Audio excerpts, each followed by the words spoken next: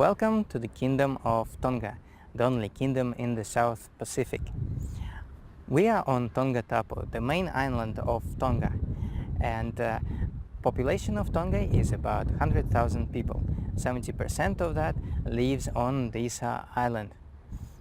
Tonga has a very interesting history. It was for centuries an influential kingdom in the Pacific and has never become a full colony. Tonga became known as Friendly Islands before all other islands started to use that as a marketing tool. Tonga also has what islands typically offer: sun, sand, sea, fish, many water activities. Whale watching is very popular. Vava'o Islands in Tonga's north also serve as a stop for cruise tourists and for yachting enthusiasts.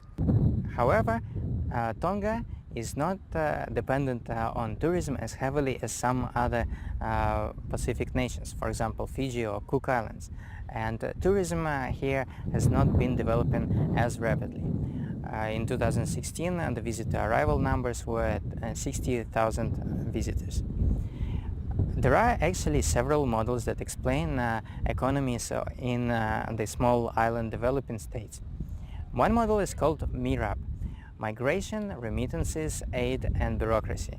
Another is called PROFIT: people, resources, overseas management, finance and transport. And the third model is SITE: small island tourism economies. So if Fiji and Cook Islands can be considered as a SITE economy, for Tonga, MIRAP is probably a more fitting model because it heavily relies on remittances from overseas Tongans and also on foreign aid. About 28% of GDP is remittances, and about 17% of GDP is the amount of foreign aid coming into the country. Tourism also contributes about 17% of the GDP. If we look at remittances and foreign aid, it creates a heavy reliance on countries outside of small islands. It relies on diplomacy with overseas powers. In case of Tonga, that's New Zealand, Australia and US, where Tongans live and work.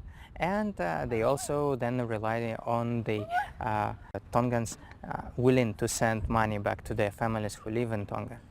Similar with foreign aid, it creates a reliance on what foreign donors would like to see in the country rather than an independent management and governance. Tourism also creates some dependency on overseas because tourists come from overseas, so there needs to be agreements in terms of various policies. But tourism at least creates the actual employment, and to succeed in tourism you need to be a good businessman. So in comparison with foreign aid and with remittances, tourism provides a quite sustainable option for economic development.